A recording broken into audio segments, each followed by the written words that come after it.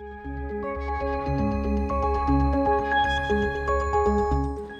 sommes ici Merci. Dans le cadre de la modification de la ZAC de Chanquera en vue de pouvoir y accueillir le centre hospitalier.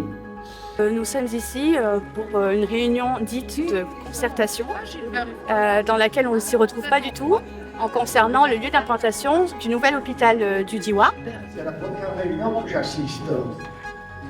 Mais je suis quand même pas surpris parce que c'est la première réunion que je vois où c'est un peu la panique.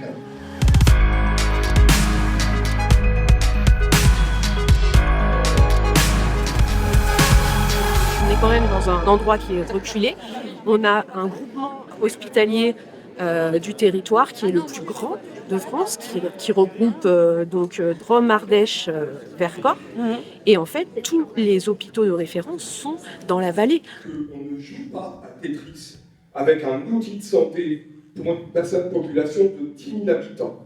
Cette question de reconstruction d'un hôpital à Die nous occupe, je pourrais presque dire nous préoccupe en fait depuis le début du mandat, puisque en 2017, lorsqu'il y a eu fermeture de la chirurgie et de la maternité, les élus du Diois et les parlementaires sont montés à Paris pour essayer de défendre le dossier. Et en fait, ils ont été reçus par Madame la ministre, Madame Buzyn à l'époque, qui a dit « Nous fermons la chirurgie et la maternité, mais à la place, vous pourrez avoir un hôpital neuf ». Voilà, donc nous avons des budgets depuis un certain nombre d'années et le lieu de l'implantation de l'hôpital du Diois ne nous convient pas par rapport à ce qui a été décidé par la mairie de Die. Et nous sommes tous d'accord pour que cet hôpital se passe du côté ouest et non du côté est. Et le côté ouest, donc, c'est ce qui donne sur la route de Valence, en fait, le rond-point route de Valence. Et ce site s'appelle Chamarges. Quand vous faites une urgence, le temps qu'ils viennent d'en bas de la cave pour venir à Chanqueras, l'été, il y en a pour demi-heure. Il a le temps de crever le gars. Alors, pourquoi pas le faire à Chamarges et c'est terminé? Et ce qui est très étonnant, finalement, c'est que ce terrain donc, se trouve en zone agricole et se trouve dans un site patrimonial remarquable. Et surtout que depuis 2017, il y a cette fameuse loi de zéro artificialisation nette des sols.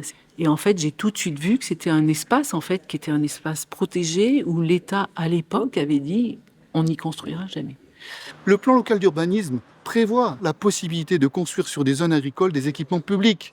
L'hôpital n'a pas le choix du tout parce que depuis 2020, ils ont dit qu'ils ne souhaitaient pas être à Chanqueras et que le terrain idéal sera à Chamarges. Alors bien sûr, ça a été une surprise pour un certain nombre de personnes. Déjà celles qui s'étaient projetées un petit peu sur Chamarges, sans pour autant travailler un dossier, parce que l'hôpital était allé jusqu'à acheter un terrain. Et s'était dit, voilà, on se projette sur Chamarges. Donc déjà, c'est quelque chose de très difficile à entendre.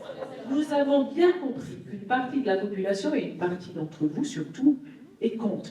C'est-à-dire que je ne vais pas arriver ce soir à vous convaincre. Je vois bien où on va en venir. Ils ont planté Chamarges, ils sont en train de planter Chanqueras, parce que depuis le début, on sait que ça ne se fera pas là-bas. Et vous avez entendu l'adjoint à l'urbanisme. Elle dit, mais on n'a jamais étudié la reconstruction in situ. Elle a été écartée dès le départ par l'État, l'Agence régionale de la santé et l'hôpital lui-même.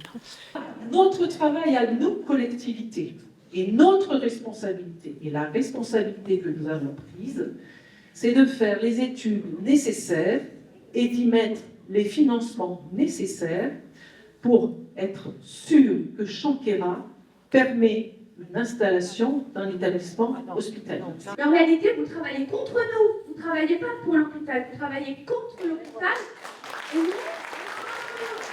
Mais je redis là que la municipalité travaille à ce qu'il y ait un hôpital et qu'il y ait la possibilité d'un hôpital neuf, parce que ça nous tient à cœur. Donc on met la charrue avant les bœufs, et ça fait 4 ans que ça dure, et vous avez entendu le programme, il y en a encore pour 2 ans. Vous pourrez penser que le pourrissement d'une situation, c'est le fait de la municipalité elle-même, et que son maire s'en réjouit. Je trouve ça désespérant qu'on en reste encore à ne pas écouter la population. On impose des choses et ça coûte encore des sous. Et puis surtout, il y a des incompréhensions, mais donc on nous dit que c'est nous qui ne comprenons pas. Et nous disons que nous ne sommes pas compris.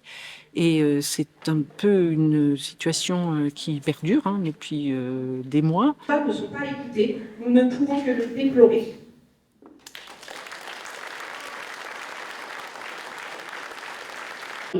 C'est pas en investissement qu'on va avoir de réponse.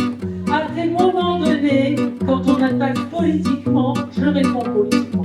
On discute, et on n'avance rien. Ce n'est pas seulement à Gaza que les problèmes fleurissent. Nous au village aussi l'on a de beaux feux d'artifice. Nous au village aussi l'on a de beaux feux d'artifice. Hier unis pour l'hôpital et la maternité. Mais pour savoir de quel côté on se renvoie la balle. Mais pour savoir de quel côté on se renvoie la balle.